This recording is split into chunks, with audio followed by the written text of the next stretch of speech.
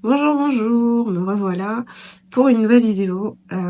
Si on ne se connaît pas, je m'appelle Priska et je développe une application pour faciliter la vie des parents à trouver des lieux kids-friendly partout dans le monde pour leur enlever de la charge mentale, leur donner envie de sortir dans des lieux adaptés, dans des lieux où on se sent bien en tant que famille, en tant que parent, en tant qu'enfant, euh, parce que c'est pas toujours le cas. Et que ça fait pas toujours plaisir de se retrouver avec des contraintes qu'on n'a pas envisagées. Voilà. Et donc je fais des vidéos tous les jours pour vous montrer l'avancement de cette application. Aujourd'hui, j'étais censée montrer comment développer la landing page. Mais je suis crevée. Mon bébé n'a pas bien dormi, donc je n'ai pas bien dormi. Et à la place, du coup, je vais vous parler de comment j'ai choisi le nom de l'application. Sachant que c'est ma deuxième application perso. La première, j'ai choisi l'application à la mano. Et là, donc c'était Céline Douillet, qui tourne toujours d'ailleurs, pour aider les parents à trouver une garde partagée ou une nounou.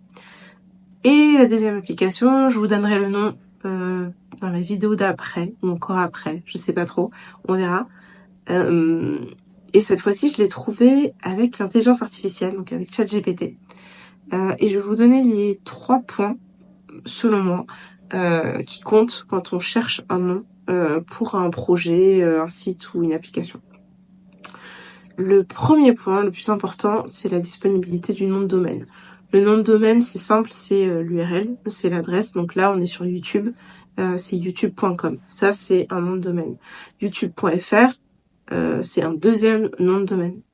Bon, c'est le même, hein. On arrive sur le même endroit, mais c'est 2 noms de domaine différents. Donc le nom de domaine, c'est hyper important qu'il soit disponible, tout simplement, parce que sinon on pourra pas l'utiliser. Personnellement, je vais pas trop dans l'excentricité. Ouh, c'est dur à dire. Dans l'excentricité, je reste sur des extensions faciles .com.fr. Je sais qu'il y a des .co aussi qui sont utilisés beaucoup par des startups dans la tech et tout. C'est pas forcément bien compris. Il y a des .i, il y a des .app aussi qui sont utilisés. Perso, je préfère rester sur du .fr, .com, surtout quand je vise une cible un peu large. Donc voilà, donc il y a le nom de domaine à vérifier. Il y a deuxièmement, il y a le fait que ce soit SEO friendly. En gros, que le nom soit facile à faire apparaître dans les premiers résultats d'une recherche Google. Voilà. Par exemple, je sais pas si on prend un nom comme je sais pas, tournesol, je dis n'importe quoi. Tournesol, il va y avoir beaucoup de sites qui vont se placer dessus, et pour faire remonter du coup le projet tournesol en visibilité, ce sera plus compliqué que si on prend un nom qui du coup a peu de résultats de recherche. Voilà. Donc du coup il y a la partie SEO. Et le troisième point, qui est optionnel, c'est de déposer sa marque. Déposer sa marque auprès de l'INPI. Et pour ça, on peut le faire soi-même. On peut se faire accompagner il y a des sites qui le font. On peut se faire accompagner aussi par des avocats spécialisés. Et quoi qu'il arrive, il faut payer le dépôt et payer l'accompagnement si on se fait accompagner.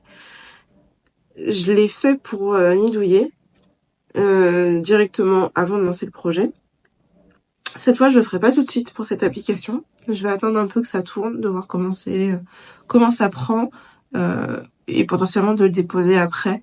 J'ai moins cette peur qu'on me vole le nom, parce que je pense que c'est un peu une peur irrationnelle. C'est mon avis perso. Donc voilà, donc il y a ces 3 points à vraiment retenir quand on choisit un nom.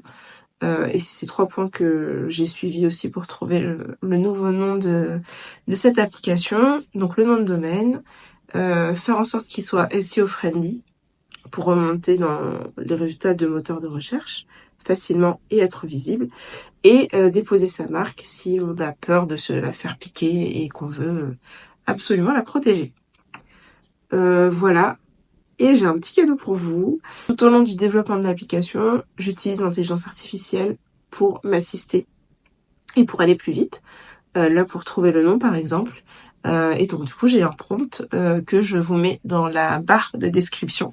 J'ai jamais dit ça, je suis trop contente de dire ça.